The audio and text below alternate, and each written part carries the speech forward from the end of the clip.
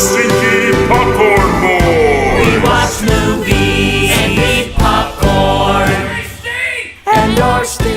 Hello. We are the Stinky Popcorn Boys, just some boys talking about movies and how they made us feel. I am Patrick Baskell, and I won a local theater award for portraying Dromio in Shakespeare's A Comedy of Errors, where a series of sort of, people like, it's a comedy of errors. It's sort of like where it comes from. It's like, oh, we keep messing up a little bit this way, and things sort of just like, oh, things happen. Is it fate or is it comedy?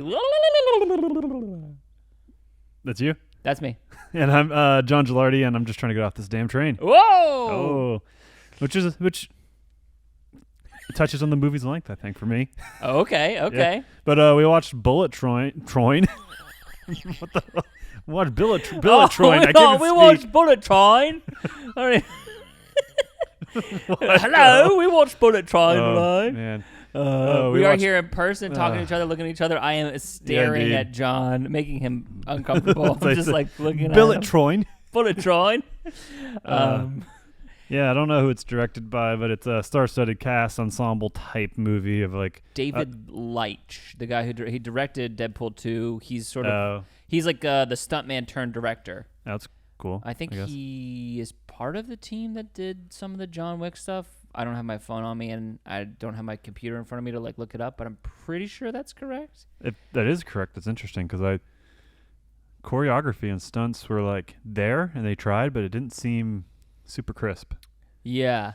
Well, they were really splashy. Particularly the choreography, the fighting. I mean, I feel like that goes like that's like with this movie. That's the movie. Is like it's like really splashy and kind of cool. We got a lot of stars. We got a lot of things happening, but like it kind of like is maybe a little bit too cute for its own good. Well, I think it made a good trailer. It definitely made a good trailer. And they kept showing it everywhere. And I kind of got sick of it after the second time I saw the trailer. Oh. But it was like, you're in town, and it's like, this looks like the good one to watch out of what's been seen and what people have seen recently. And so it kind of fell into place in that way. For example, if you hadn't seen Bodies earlier, yeah, you probably would have seen that over this.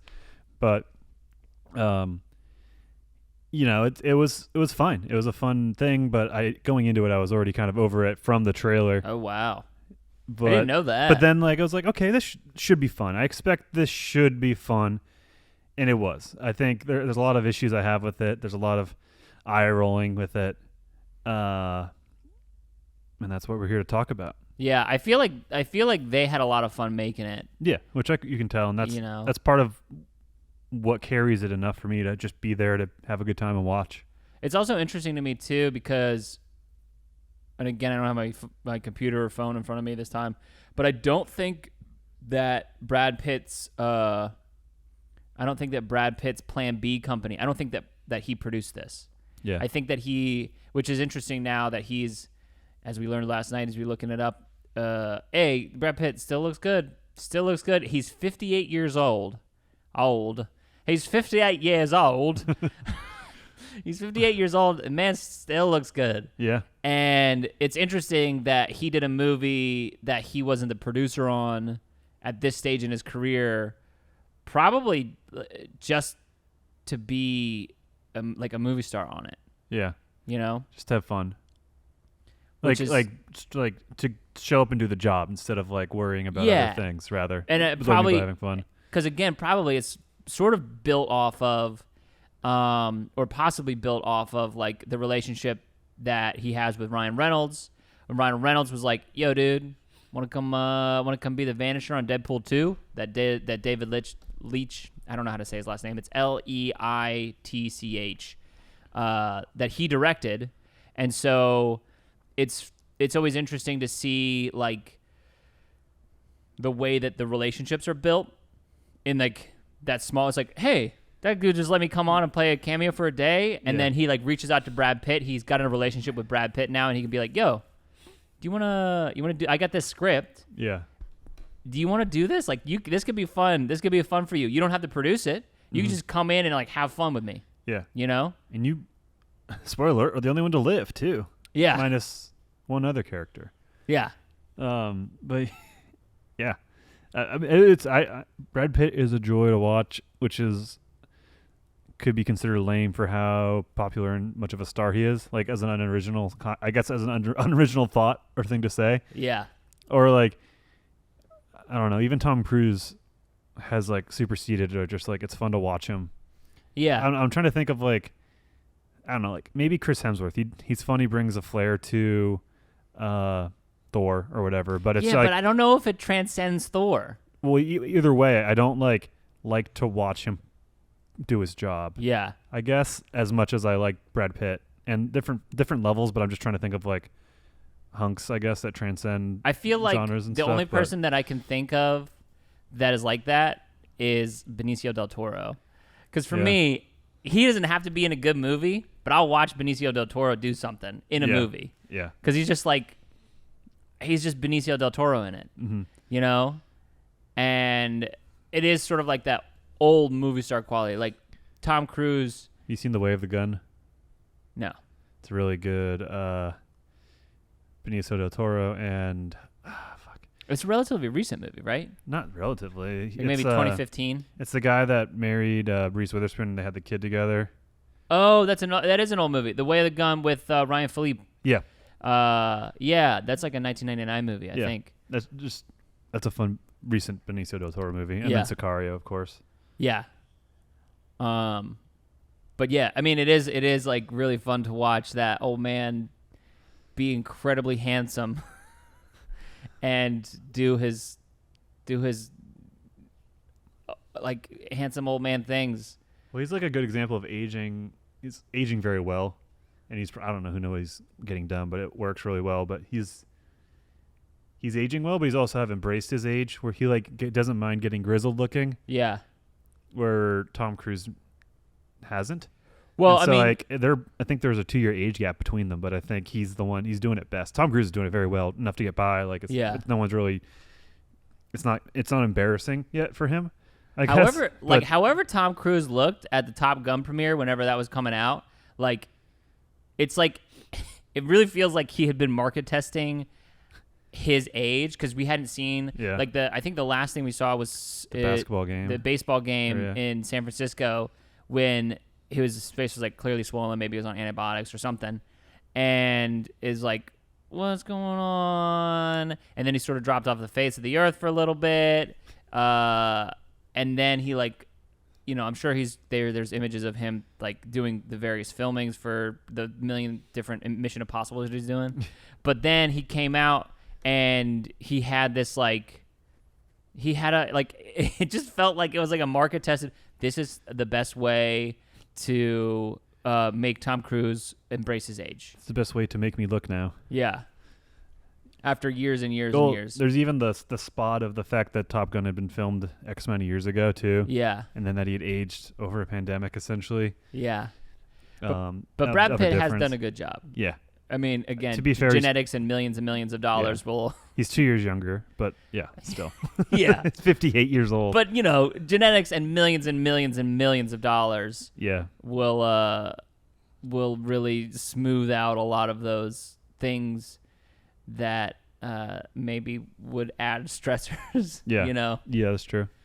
But despite how good Brad Pitt looked, fucking go to town on this movie. What did you like? Because it seems like I had a fun ride. outside of how good Brad Pitt looks. Oh yeah. Let's talk about what the movie that we saw. How did it seems like you got a lot of negatives or a lot of drawbacks, and I think that there's a lot more that we can talk about with how this movie. Because after Smoking Aces, do you remember Smoking Aces or Wanted? I've seen Wanted, yeah. Where it's like highly stylized, like comic book movies. There's been a lot of movies that have tried to sort of like follow that same thing. Yeah. To varying degrees of success. I think this movie tries to do that, and it's more cute, and then it leans in the Japanese neon, kawaii kind of vibes to make it different, though it really doesn't change anything. Mm-hmm. Like, it doesn't change the substance of it, I guess. And there's like, despite a few Japanese characters, there's really no Japanese influence in the storytelling or anything like that, from what I can tell. Mm-hmm.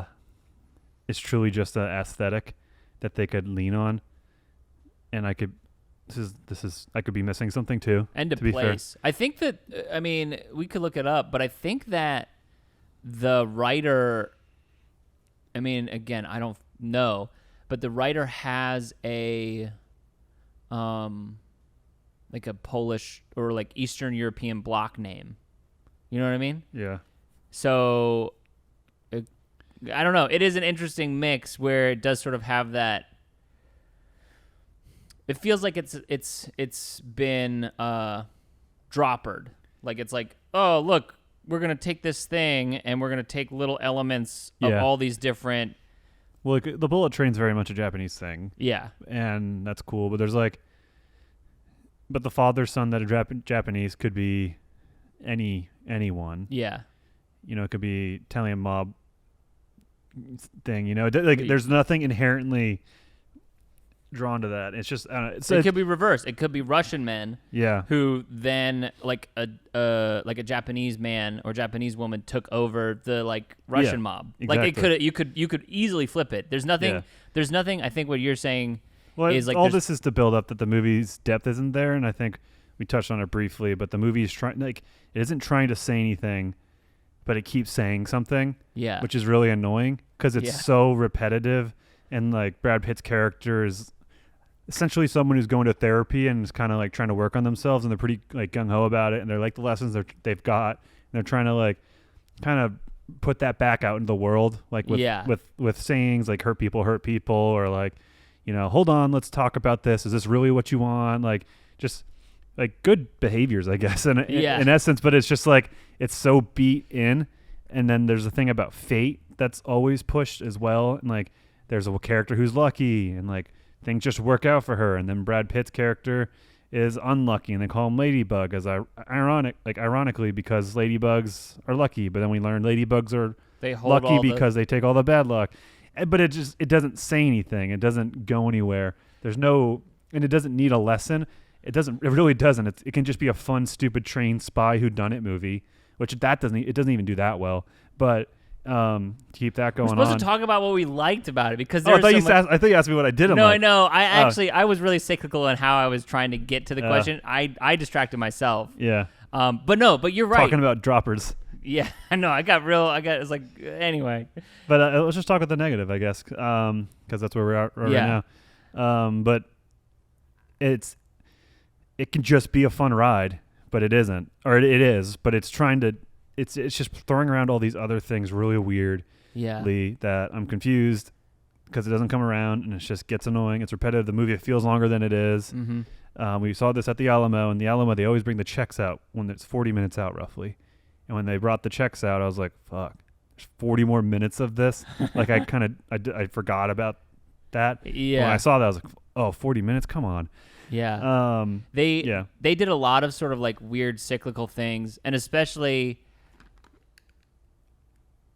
like, and it's weird because a lot of the sort of like comedy of errors type, like we got to stay on the train, or like the stops every once in a while. It sort of created like loopholes or I guess plot holes, where it's like, why, like when he, like a minute is not as long as you think, and it's also a little bit longer than you think. Yeah. And it's like, if I'm an actor and it's like Joey King is like, oh no, my bag's stuck, I'm not gonna be like, well, leave it, let's go. I'll be like, and if she one time is like, oh no, it's stuck, I'm like, all right, well, come here, I'm gonna get it, I'll throw you off the train, and we're both gonna get off the train. Yeah. Come on. Like I'm not waiting for this. Yeah. Like the urgency, and that's like a little example of sort of like the whole movie where it's like we have this sort of like conceit of like this train is going to the thing, and again, to the end of the line. But again, like this sort of goes to, as I'm thinking about it, this is like, they're like, the train is going no matter what happens. Oh, yeah. You know, fate is going to happen no matter what is happening, and you are going to be on it, I guess. But it just is like... It's more just saying this is what it is than trying to say something about what it is. It's one of those, I think in like reflection on it, it's less of like this is like a really complex, complete, like like There Will Be Blood level of like everything is sort of like tied up. Yeah. And it's more like, hey, here's the conceit of how we get some cool shit. And then it's like the more times you sort of like poke at the conceit, like this train is going. It'd be better if the train just didn't stop. Yeah. You know? Where it's like in Smokin' Aces, which is a fun movie and is good. Yeah. But it's like they're in a hotel and they're all trying to kill this one person. It's a bunch of assassins. This is like this, where it's like an ensemble action comedy. Mm-hmm. And it's like there's a person in the hotel that they're all trying to kill. It's a hotel and casino, and boom, that's it. Yeah. They're all stuck in one place. And it's like, that's what it is. They all have, until they complete their mission, they got to do it. But you have something like this where the conceit is they're on a train, and when they get to the end of the line, if they haven't completed the mission, they're going to get murdered, or they're going to kill everybody on the train. Yeah. And then they continue to stay on the train, and it's like, but there stops. And it's like, I would just get off. It's also not saying, like, there's not, like, any comment on hubris or, like, thinking you can control fate. Like everyone seems to be resigned to it. So that's even more confusing. Or no one's, like, trying to play God or outdo fate or, like, take control. Like, everyone is resigned to it. And so there's a weird... And there's only two characters that have to stay on the train. It's the two operators, and they have to stay because they're doing the job. Mm-hmm. But it's weird. It's confusing because they're all pulled in there by someone else. They muddy up a cool concept and like cool visuals and cool stuff by trying to make it too complex and trying to make it too interesting. You know, because it's like trying to be too cute. They're like that was one of the things when I walked out. It's like it's a little bit too cute. Yeah, you know, it's a little bit too like even the thing with the water bottle. It's like we all know. We all watched the whole. We watched the whole movie. We saw the journey. The pacing of it was fine. To like the editing, then throwing. It's like, oh, that's the joke. Like it's still stupid, but at least it didn't live on. It already was too long. Don't get me wrong, but it didn't stretch it out, I guess, any longer. Well, it jerked itself off a whole bunch. Yeah, that with too. A lot of those things where like they're doing cutbacks, and I understand what we're doing. And the first couple times it was good. Yeah. But it's like, all right, here's our rhythm, here's our pacing. We're gonna introduce a new character, show their backstory real fast, and then do it. Yeah. And then they're gonna die. Yeah. You know? Well, the weird thing was the Hornet Girl. A few things. One, like that was her method of poisoning, but then she stole the snake. And she acts like she owned it or it was her pet. Yeah. That was a weird, like there was like a news thing about, the wall banger snake or whatever it's called. The boom slang. Snake is stolen from the zoo. And then it's this like assassin and that's her method of killing. But she's like, oh, you killed my snake or you something my snake. And I don't know. There's a weird sense of ownership that felt like there was a different cut where that was her pet. And they just edited in the boom slang. Thing. It's minor or whatever. But then she just is like, we introduce all the players, including the big bad, without seeing his face, and then she just shows up out of nowhere, like for name dropped nowhere halfway through the film, and then face reveal and character is just a part of it out of nowhere. Out of nowhere, but there's like in the middle of it, and then she dies briefly, and it's like, okay, they just got Zazie Beetz. They got her for like 3 days or something. Yeah.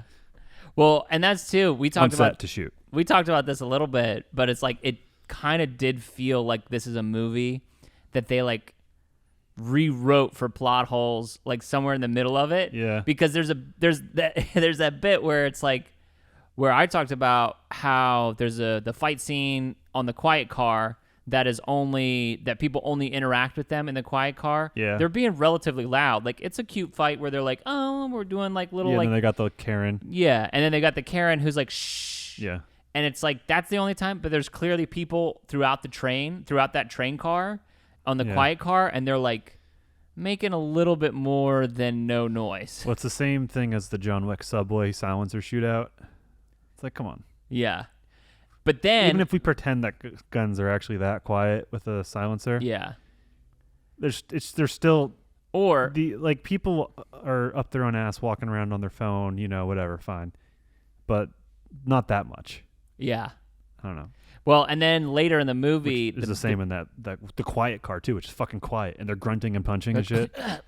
Slams as they're switching sides. And eventually someone's going to be like, yo. I mean, there's a low-hanging fruit for putting in like a joke how they're like maybe like someone's thinking they're like going to town on each other. Yeah. Like it's a lowbrow joke, but like that would have at least contextualized it in the space. Maybe. I don't know. Yeah. No, I mean, that would have made sense. But then later they were like, oh, the big bad guy was like, yeah, there's nobody else on the train. Good luck. Because I bought all the seats. And it's like, since when? Well, yeah, I think he bought them from a certain stop to the next stop, maybe. But I don't know. It's dumb, and I think I rated this movie still higher than it sounds. This might be one of the worst I've talked about a movie for how higher ranked it. Well, because I did have a good time. Yeah, I think I was frustrated because it was like a little too long and a little too cute. Yeah, and I think that's something that could be like those two things could be like, obviously editing down the movie would fix the length, but I think that would also cut out from the excess of cute things or the annoying kind of how that stuff stacked up. Well, plus there's a lot of really good performances in it. Yeah, I mean, like, I from the trailer I thought the I didn't know they were twins or whatever. Yeah, but I was like, dang, these two are annoying. Like these lines are very like annoying and too cute, particularly from these guys.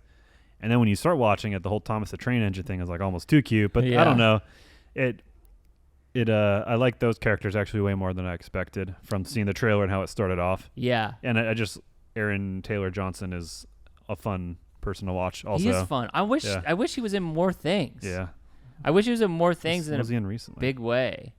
Like he's supposed to be Kraven the Hunter in his own thing, I guess. Which is, I don't know how to feel about that. Like Sony's doing, we talked last time about how DC is doing weird stuff. Sony's also doing weird stuff, but he's supposed to be Kraven the Hunter. He's in Tenet. Is he the bad guy? Is there a bad guy in Tenet? I don't know. He gets cast as like, I think he might be in Tenet. Yeah, I mean. Well, you want to hear what he's in? Yeah, sure. Give it to me. Tenet, Captain America, Avengers, Kick-Ass, Kick-Ass 2, Bullet Train, Godzilla. Captain America. Oh, Civil War or in a post-credit scene. The Winter Soldier. Post-credit scene, yeah. The King's Man, is that the World War II one? Was he the bad guy in that? No. At the top of the hill?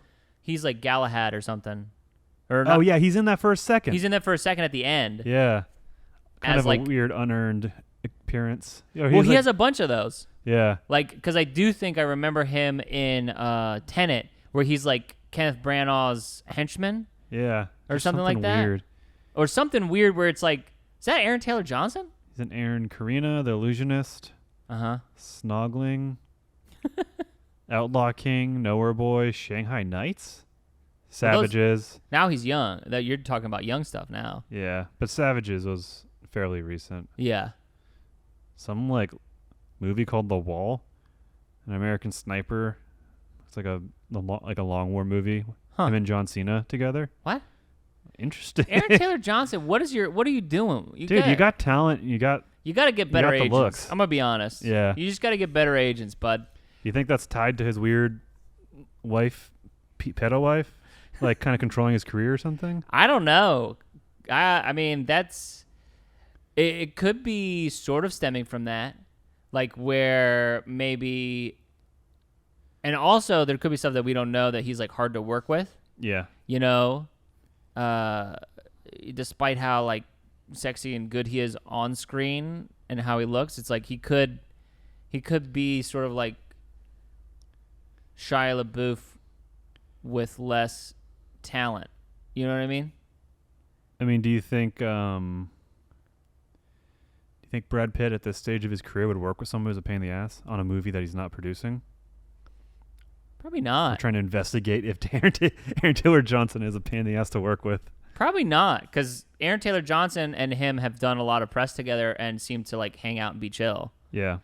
You know, maybe because again, this is something you see talking about how this movie, you know, talking about the cameos. We've got Sandra Bullock, we've got Channing Tatum, which I'm sure is essentially like work for trade, where it's like they're like, "Yo, will you be like a cameo in Lost City of D?" Yeah. For like and like we'll both do cameos in your movie. Yeah. Like again, it's always kind of fun when you see those things, but it's always interesting whenever you see it, especially with Marvel stuff, where like a Marvel person will work with someone on a movie previous, and then the next movie that they're in a Marvel movie or something. Or right like that. after, like the 21 Bridges with the Russo brothers producing it, I think, or whatever. Yeah, exactly. With Chadwick Boseman. But it's like, I wonder if like Brad Pitt was like, hey dude, listen, let me help you out. Yeah. You know? Yeah. Because it is, I mean, it's just so much about who you know. Let me rescue you from not being in movies for some reason. Yeah. Is this Deadpool? What is this? I don't know. The algorithm's taking hold. We have it playing on the background. Oh, this is Black Adam. Oh, interesting. Anyways, yeah, I like this movie, but I do think that I agree. I think basically we sort of got on a agree weird for once, Huh? which isn't for once. It's just funny to say that. Yeah. We disagree for the first time, not the first time. We agreed for one. I don't know. We agree for the most part for the first time, not ever the first time. First time But in talking about this movie. It's also like kind of in similar ways where we're both like, it could have been. But it didn't offend me, I think. Yeah. I think is important. Like I think like I had a good time. Yeah. And I didn't care enough to be disappointed. So the things that I'm ultimately talking about how they're lame, it's like whatever. I mean, I'm not gonna probably watch this again. Yeah. And I had a good time with it. You know, it's not. Then that's okay. You know. It is okay. And if I put it on again, maybe it's in 10 years while I'm packing boxes. Like, packing boxes or something. I don't know, like something in the background, and that's fine. You know, it's or just revisiting it to just. It's fun to go back to things to see how you remembered them or how you interpreted them then and now. So I think this would have been a movie that was fun and good in 2007. Yeah, it feels like a movie from 2007. And again, I think I mentioned it earlier, but the fight choreography didn't feel dope, and I don't know if that and if it is from like those like stuntman backgrounds, I don't know. Because like I feel like this is a movie that depended on that and like has like those edits with those big punches and like improvised weapon stuff. Yeah. And it didn't feel exciting. It didn't feel fresh. It didn't feel like, whoa, that's cool, or like, holy shit, there was a few things, but it was usually gags of the red shirts getting just demolished. Well, we put him up through the roof. That was great. Yeah. So so he puts the guy through the top of the access on the ceiling of the train car, and the guy gets hit from a bar, on the top of the train. It's good stuff. Yeah. So a person died. Very sad. And I think it handles violence weird too. Like it's I don't know. I think Brad Pitt's character, how he deals with how he kills people, is pretty good. I like that. But like the flippant, reckless violence doesn't feel callous enough. Yeah. And so like there's one character who it's tied to his character development and stuff. So he's kind of like, oh no, fuck, I didn't want to do that. Like, that's cool. That works with him. But everyone else, they try to be flippant with it, with the operators, with how they're like, oh, yeah, we killed 16 people. No, 17. And they talk about everyone they killed. Forgot about the civilian. But it doesn't feel callous. Somehow, it doesn't feel, the tone was off. It didn't hit. Yeah. I don't know if that was just like a me thing. They tried. I'll admit that they tried. It's there in a form. I wonder if the editing was off. There's even the whole wedding dying with the puking and eyes bleeding. CGI looked weird. And CGI didn't look good, and it was off. It didn't do it. It didn't do it the way the heads were popping off in the first Kingsman. Yeah. For example, like that worked. Yeah. The violence in that works well. The violence in Deadpool works really well. Yeah. And the John violence, Wick, the way that things have weight in John Wick felt good, and that was, I think, one of the things in this movie that like it maybe was missing because it's such a big part of it. Well, because it's like it's a continuous story, so it's like we see Brad Pitt's character, or we see Tangerine, we see any number of them like begin to accumulate wounds and begin to accumulate all these things, but throughout the course of it, but I don't feel the weight of it. I don't see him getting creaky. I don't see him feeling weird, or any of them really. Yeah. It's just like we're showing And then again, this is like the movie. It's like we're showing the weight, we're showing you about fate, we're showing you all these things, but it doesn't feel like it. Yeah. It doesn't feel like it sits, and it doesn't feel like. Well, Brad Pitt's character is even just—he's supposed to be like a courier or a snatch and release. Yeah. But he's like competently fighting and being very aggressive in situations when he could not. Like there's moments where it's perfect, like the at the cabin of the train, and he's like trying to figure out how to stop it, and like his good luck situation is just kind of working. Like I don't know if it's him that puts the guy over through the top of the roof of it. I think it's Lemon. Okay, it's Lemon. But either way, like he has a fire extinguisher. He's like trying to extinguish that guy's face, and he can't use a fire. Yeah. And then he's like trying to read the manual, and the whole damn time it just said emergency release in English on the button.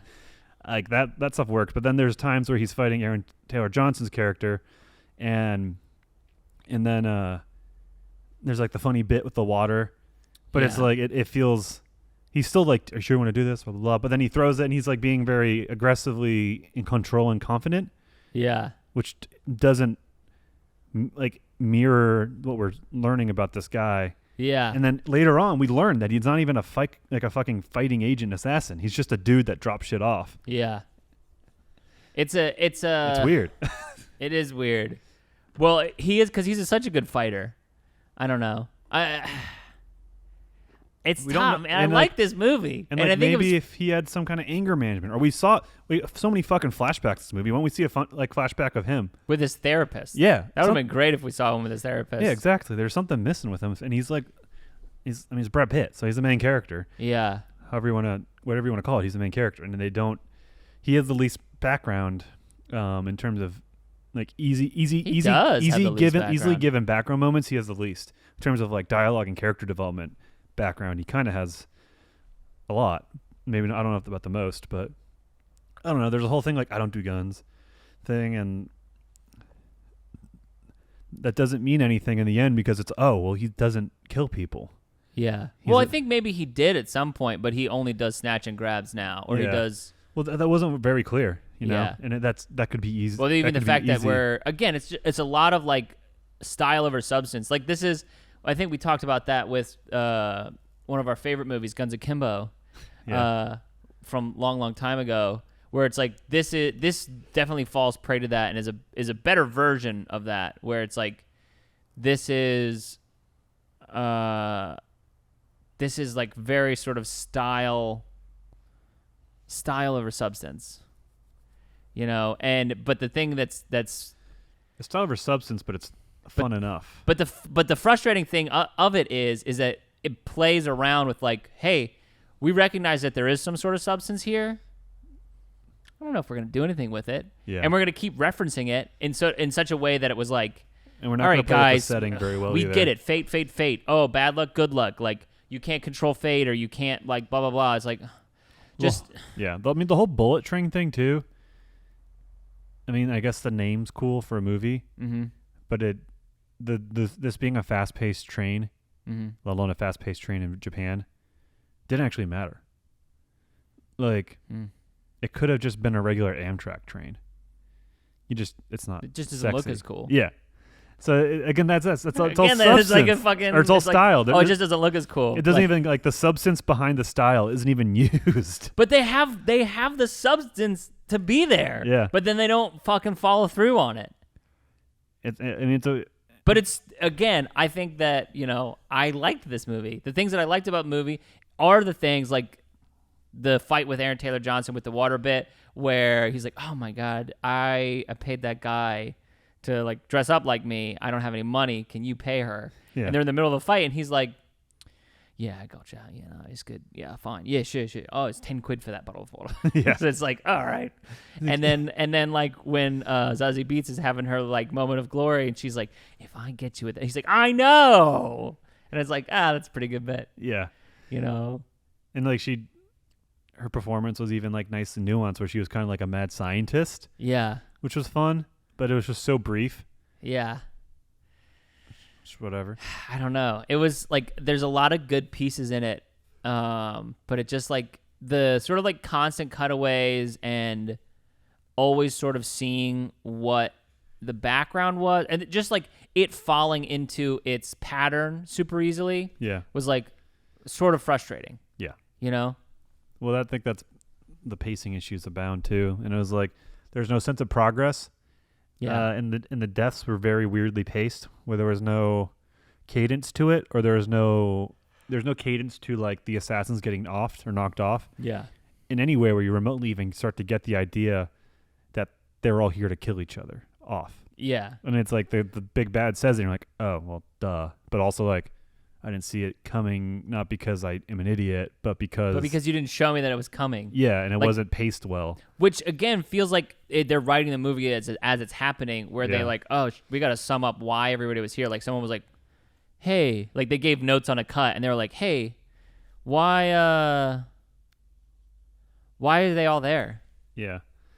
Is it? And then it's like, oh, that wasn't. And then they had to like give Michael Shannon this big speech at the end. Yeah, well, and the intrigue was dumb because it's like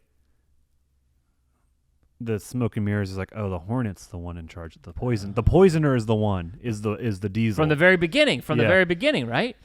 But then it's like, no, she's just a part of it. And she just came in at such a weird way out of nowhere that it feels very weird.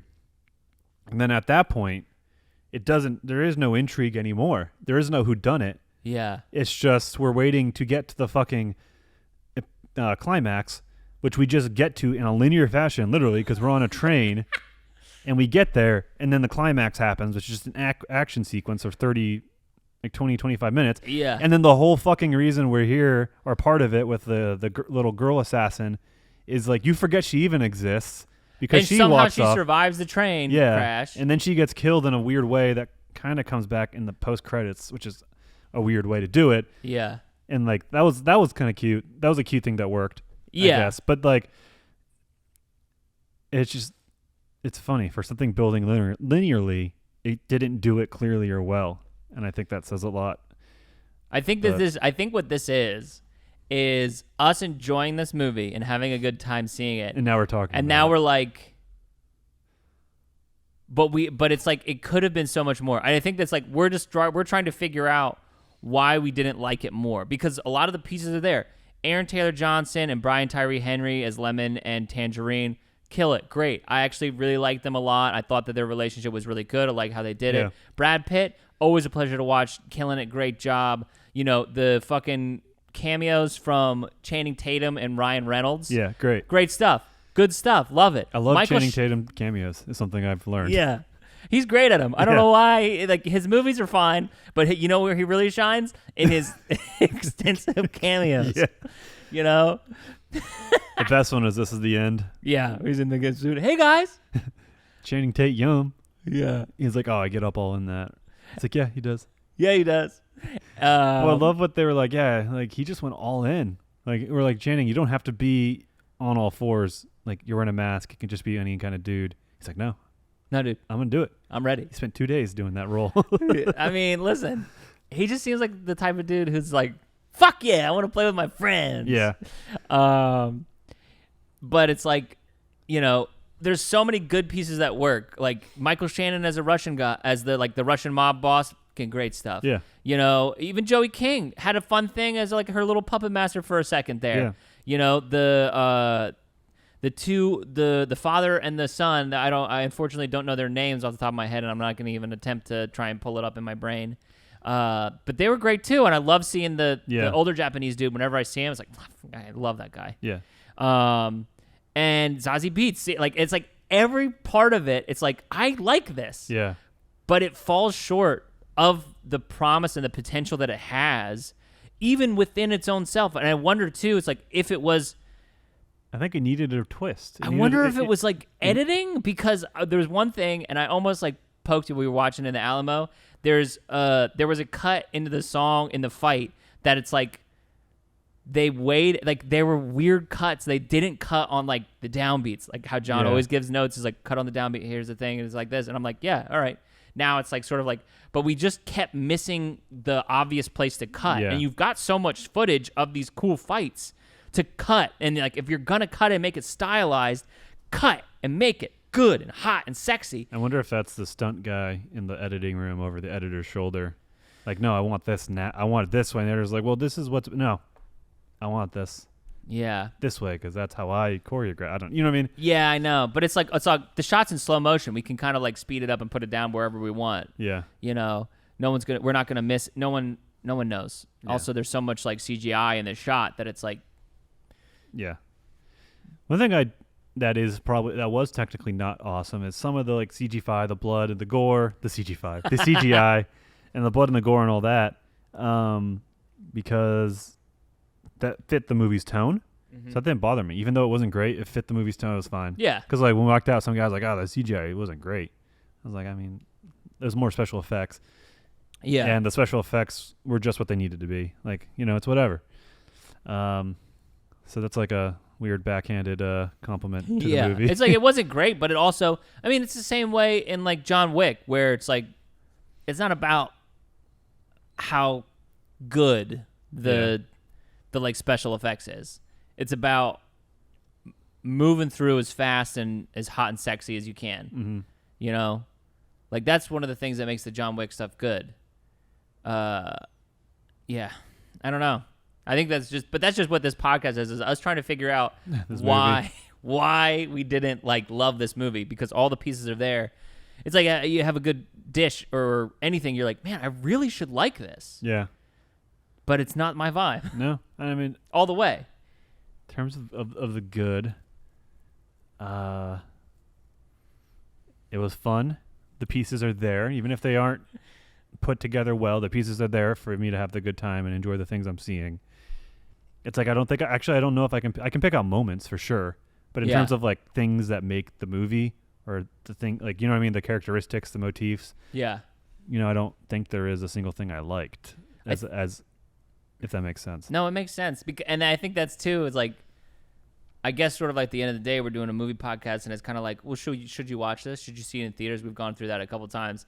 And it's like, I don't know if you need to see this movie in theaters. No. I don't know if you need to see this movie outside of wanting to see Brad Pitt do stuff. Yeah, the sound design's not anything crazy. The visuals are fun, but they're not beautiful.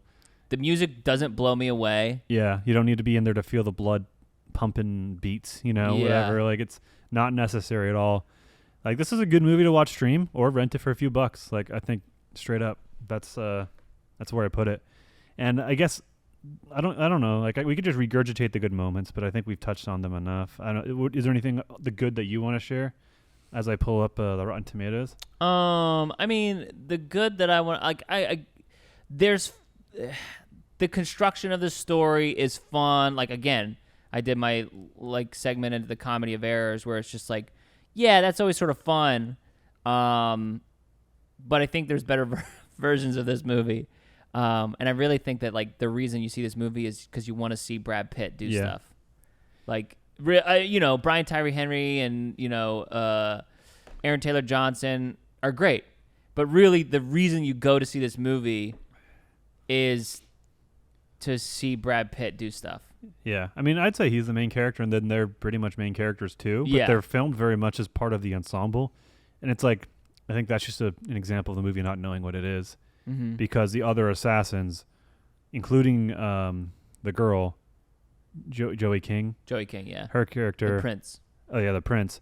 They're all for sure side characters, including like the Japanese guys that we open with, who then are huge driving forces on the end. Yeah, and it's very uneven. Yeah. I would say that this movie is very uneven. Well, you want to hear? Yeah, give me some. So I'll read individual reviews, but the critics give it a 53%, or 53% of critics liked it more. And the quick blurb on the critics' consensus is: bullets train, colorful cast, and high-speed action are almost enough to keep things going after the story runs out of track. And then the audience score is 76%. So Rotten Tomatoes, in case you don't know, is not a percentage of the score. It's a percentage of people who liked it more than okay, more than average. Yeah, that's all it is. So it's not an aggregate of scores. It's 76% of people rated it positively. 53% of critics rated it positively. So that's how that aggregate works. I think there's Metacritic on like a video game Metacritic, and that is an aggregate score where they average 5-star reviews, 10-star, 10-point scale, stuff like that. And this is me understanding this too for the first time, not me trying to over-explain it for the people at home or whatever. It's the Rotten Tomatoes is essentially like for every time someone rates it positively, it's like another bump up on the positive score. No, We're probably like that's a simple it's way. more so if there's 100 people that watched it, Uh-huh. 100 critics watched it, Yeah. 53 felt positive about it. I don't know the parameters So it's exactly. like each person, and again, it's like each person is a percentage or Yeah. a part of a percentage Yeah. to send it up. They're not taking the aggregate of scores. They're not adding all the scores together and saying, well, we had a 95, 96, 97, 98, and then dividing it by the number of scores that they had and getting the. Yeah, they're not averaging Yeah. reviews, I guess. Huh. So, anyways, Interesting. the aggregate, or sorry, for the audience is the blurb is, and this isn't. I'll get into specific reviews, but it's just I'm only reading these because they kind of mirror what we're saying. Yeah. Is it could have been more entertaining ride, but if you're in the mood for a decent thriller to pass time, Bullet Train will get you to where you want. Damn. All Damn. right. That's everybody agrees about this movie. It sounds Yeah. like me and you here in this room, the critics and the audiences, we all agree. Yeah. Yeah. I mean, that's what it feels like. We have Armando, Okay. 4 stars. Hey, A bud. lot of action. The whole movie is just killing. That all. I mean, he's not wrong, or they're not wrong.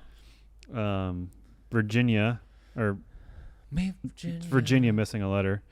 4 stars. The ending was very satisfying, but getting there was a little too long. Okay. I don't think that ending was satisfying. That's a personal preference thing. Yeah. If it felt good for you, it felt good for you. You know? Brenda gives it 2.5 stars. I'm giving the movie 2.5 stars. I will say it was packed with plenty of intrigue and action. I did think the language was over the top. Using the F word, that many times tends to take away from a film and makes it seem like the word is just used as filler. It was a movie I probably would not have gone to see if I had watched the trailer first. I will state that I am 70 years old. Honestly, that's Virginia. Yeah. Oh, Brenda. Brenda? I fucking dig you, Brenda. Like, I want to disagree with you about saying fuck, but she's not wrong because you can use it. Damn, Brenda just really fucking hit that review out of the park. and she at the end was like, listen, I understand my sensibilities are different. I'm 70 years old. Yeah. Take that for what it is, but it's like, Brenda, you kind of hit that review out of the park. Yeah, I maybe I'm just so desensitized, but I didn't think of language being overused or not overused. No, but I did hate the bag of dicks thing came in again. Like, oh yeah. the bag of dick can eat a bag of dicks Well, or whatever. Like, and again, it has that sort of like Guns Akimbo type feel where it's Yeah. like I'm being edgy to be edgy. yeah, You know, there's a fine line. There's a fine line with profanity. Watch your profanity. there's a review that touched on. Oh, H. Wilson S. This was a tremendously entertaining movie Ooh, thanks, H. Wilson. with a surprise at the end.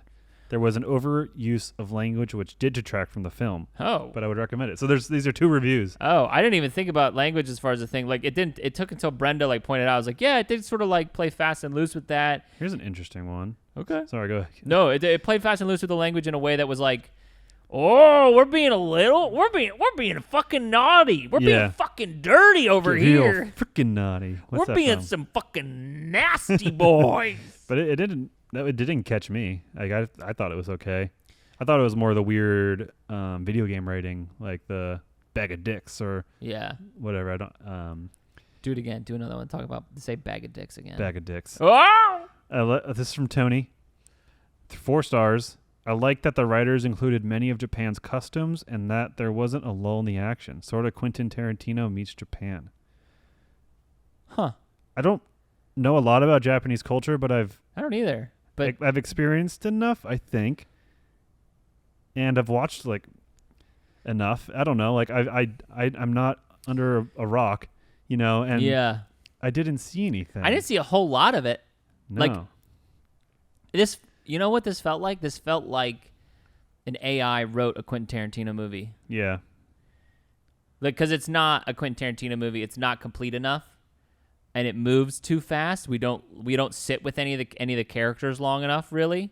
Mm-hmm. And everything is paced out too evenly, and there's nothing that's different enough. Maybe it's like contemporary Japanese action cinema, Maybe, but because I don't watch that. But I haven't seen any live action Japanese films also that weren't super stylized. And again, I don't know that much about Japanese culture like on a whole, but it didn't seem like there was a lot of sort of cultural references. Like the main thing that I could see was like, I don't know. I don't have enough. Like he had he had a goose for a cane, and they had swords. Yeah. And they had masks, but like also that's also super. They had that's what they're referencing, that is like the least common denominator. Lowest common denominator of Japanese culture. Also, it's like, are you talking about organized crime? That's weird. Yeah. Hold on, a Russian guy took over the thing too. Yeah. Are you talking about bullet trains? I want to be trepidatious about assuming that. Yeah. I know everything about but I feel like I'm reserving enough of that criticism since if I'm seeing these things. Okay, maybe I missed something, but I don't know. I don't really know if it's there beyond the surface level stuff. I feel like there's more Last Samurai. My partner is probably someone who could watch it, and I would understand. Yeah. I would want to hear her opinion after that. Because I think there's enough knowledge there to give me another one. Speak to this. Michael said it kept me engaged a lot better than I thought it would be. This is 3 stars, by the way. Cool. I didn't like the silliness that much, but I do love the Japanese film style. Brad Pitt was cool in it, aside from the dumb jokes. Alan Taylor Johnson was really great, and you can't go wrong with Hiroyuki Sanada. Probably butcher that. But the little cameos were kind of dumb. Okay. Bad Bunny was whack. This is who is this? Henry? Michael. Michael just doesn't like goofiness. Yeah. He's like, give me that nonstop action and Brad Pitt, but don't make him do anything silly. Don't make him do anything silly, my friends. Yeah. Too serious. Get these dumb jokes out of here. I got the last one. And I want you to guess the name of this person. Okay. 2 stars. Let me connect him with the ether. First movie I ever walked out on. Violence was disgusting. Definitely not a comedy. Oh boy. I'm gonna go with Esther. It's a female name. I said Esther. Oh yeah, true. Begins with a B. Belinda. No, it's like a very common name. Barbara. Yep. Hell yeah. She gave it 2 stars though. I feel like if you walked out on a movie, I would give it the lowest I possibly could. You gave it 2 stars and she walked out? Yeah. Damn, Barbara. I know it's the last one, but we're gonna go with this. Now we're gonna do one more. Cynthia says humor. Period. Brad Pitt. Period. Sandra Bullock. Period. Oh. Tatum Channing. Whoa. Tatum Channing. What? I just. No, I'm not having an issue. She said humor. Brad Pitt. Sandra Bullock, and then Tatum Channing. Does she not know his name? Did she hit a comma no, there? It's just Tatum Channing. I think they might not know his name. Damn. I mean, I just meant to do that because that kind of hit on. I don't know. That was weird. Sandra, that was Sandra. Sandra, you broke John's brain a little bit right there. there. No, it was Cynthia. Cynthia, you broke John's brain a little bit there. Well, I've already had Tanning Tatum. You did Tanning Tatum. Wait, no, Tatum Channing. Because I read the first letter and then said his name the right way. Yeah. Oh God. How weird was it to Cynthia, see Karen Fukuhara? Yeah. As the I'm sure this was a role that she got pre or like in the midst of the boys. The Boys. Been around. No, because like you got to think about it. I think that they filmed this movie in 2019 because I don't think they filmed it. The Boys was pre-pandemic for sure. But season 2, because she wasn't in season 1. Yeah, she is. You might be right. It's been a long time. She 100% is. Let's fight about it. I mean, I'm right. Something that. Damn it! Well, I lost again. I don't know. Look up when this movie was filmed. I am. Production for Bullet Train began in October 2020 in Los Angeles. Okay. During the pandemic. Okay. Filming started November 2020, wrapped March 2021. Jeez, that can't be right. Why not? 4 months? Oh yeah, duh. I don't know what I had. You're like, I was like, this is 14 months. No, I don't know why. 4 months. That's pretty good. No, I would love to get 4 months to shoot something. Yeah. I would have just left her. I'd have been like, I'm sorry. I don't know you. I don't owe you anything. Well, it's like, We're talking about in the like a- background. There's yeah. there's the scene where we touched on it earlier. we did touch on it earlier, but it's like it's like I would have. Anyway, this movie just doesn't want to work. It doesn't want to work. It's trying, but it doesn't want to. I don't. It's weird. It's a weird movie. I think you guys got that vibe. I gave it 3 stars. I think I'm gonna make that to a 2.5. I think it feels like a solid 2.5. Yeah, I'm gonna give it a 2.5. I'm gonna give it 2.75 bottles of water because of Brad Pitt. I might even give it 3 because of Brad Pitt. I'll just give it a 3 bottles of water because of Brad Pitt. Yeah. You know. Well, I think and because they did advertisements during the NBA Finals. That's cool. I guess. Yeah, they Is did that cool? advertisements with NBA players, which was Oh. also like. Oh yeah, I saw the Steph Curry one. I think. I don't know if they did a Steph Curry one. He said he had some integration recently, so it could have Yeah. been something else. Well, I know that they did like Dame Lillard and they did a couple other people, but it was like I also like it was a confusing marketing strategy because this movie didn't come out until August. And so it's like you're promoting this. The trailers have been going on for fucking ever. Well, yeah, because I think they pushed. I think it was supposed to come out in July and they pushed to August because there was too much going on. Yeah. I know that the movie theaters are worried because they don't have anything until October. That's like a big release to get people to movie theaters. And there's so much streaming stuff that they're like, I mean, quickly release Batgirl. Yeah. Well, I think and the Flash. I think the directors said that they still needed to do like filming and do reshoots and like editing. There's no CGI and stuff in it. Like it's like they have really for Batgirl. They have essentially all the raw footage. Oh, it's not even worked on it. Yeah, they haven't done the stuff. Well, we've been together since the last one we recorded, the last true. episodes. But we did watch. We watched this movie. We talked about it. I watched Bodies, which we also already talked about. Yeah, but we watched the first episode of House of the Dragon. Yeah.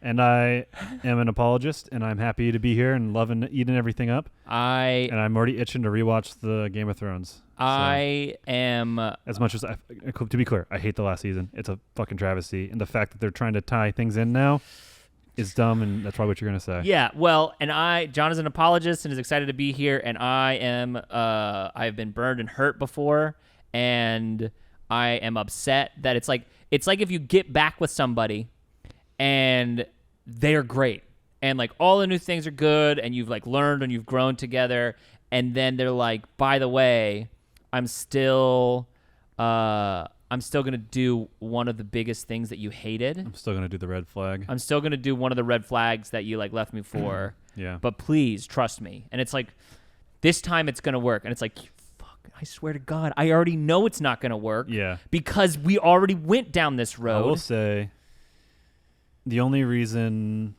I'm fucking upset. The last season of Game of Thrones was an absolute masterclass in everything besides writing and show running. Yeah. And so those showrunners and writers are gone. It's true. And so the director that's something. And the director of these shows, I think, are the best. He's the TV directors are great. The TV director is Spotnik. Yeah, he's the one who's directed the best episodes. Yeah, like Battle of the Bastards, any of the various like the episodes. You're like, oh fuck yeah, that's a Game of Thrones episode. Mm-hmm. You know, he's directed them. But I just think, I don't know, man. I'm going to watch it, and I'm excited. I'm glad that it's there, but I don't know, man. I'm like, oh, you keep talking about this fucking thing you did to me. I think tonally it'll stay the same. Whatever it is, it should stay the same or get better. Yeah. And if it gets worse, they'll fix it. But like, I don't like the Game of Thrones itself was such a weird situation where the writers and showrunners were burnt out and they wanted it to be over, which was so fucked up. And like, again, there's like, they don't owe us anything, but it was extremely selfish.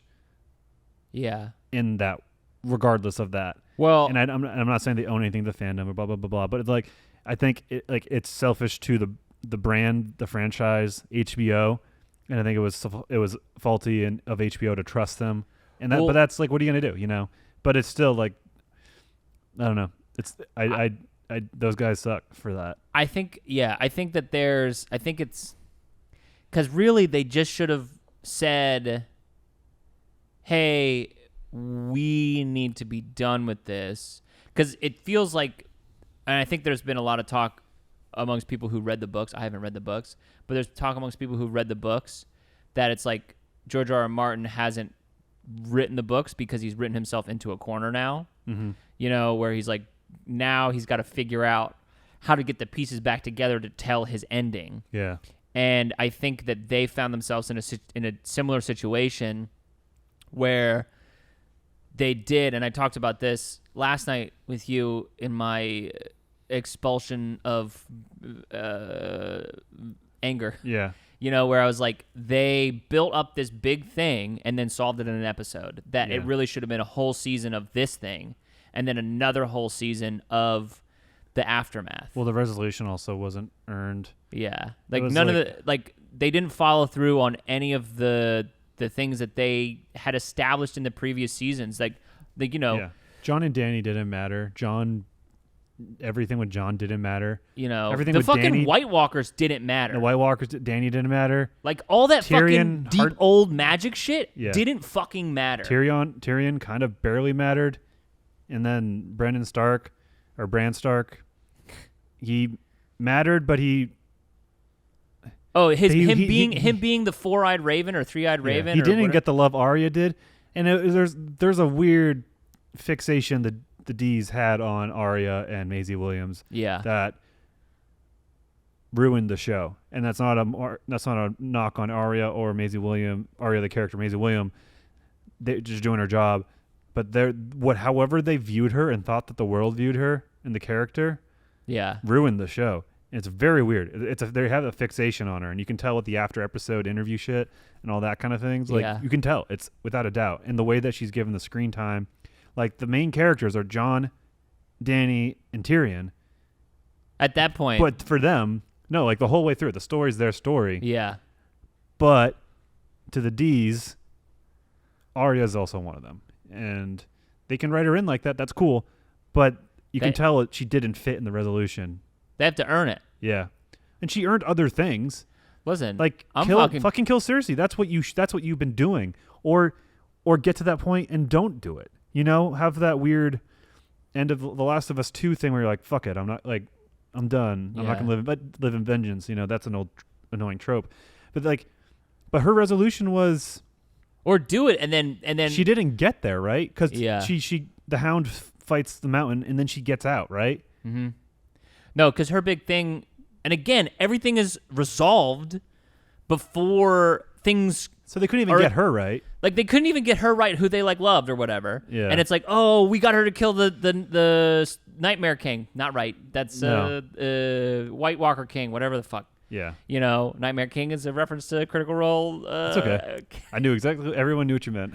But it's like, fuck. Like, but now, it's just Jon. Yeah.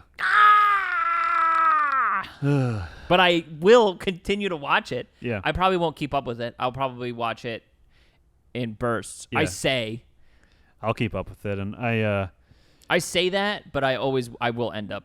My Game of Thrones routine typically is to watch the episode as soon as I can, then watch the Alt-Shift-X show, which is like a YouTuber who breaks everything down really well, and then after that I rewatch the episode.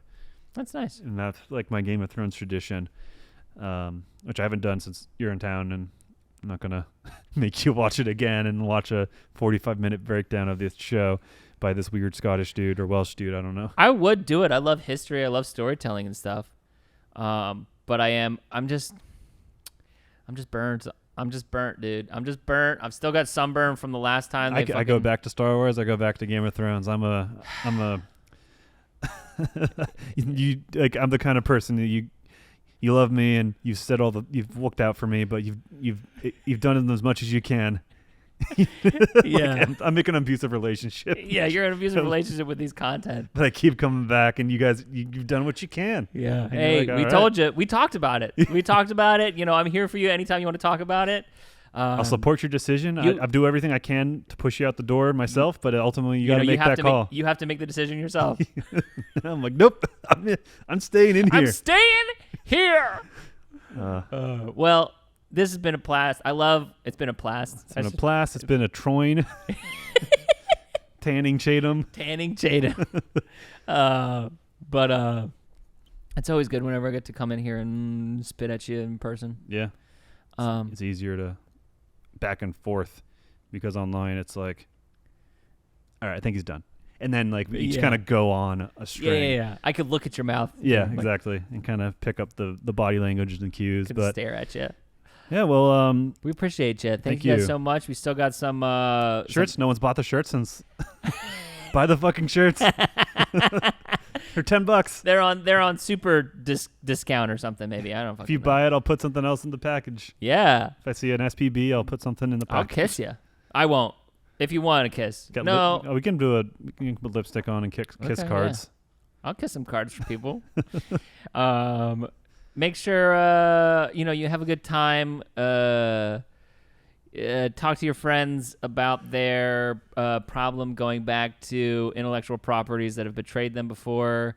Enjoy the movies that you want to enjoy, and as they say on the bullet train from Tokyo to Kyoto, I don't even fucking know you, man. God, get out of here.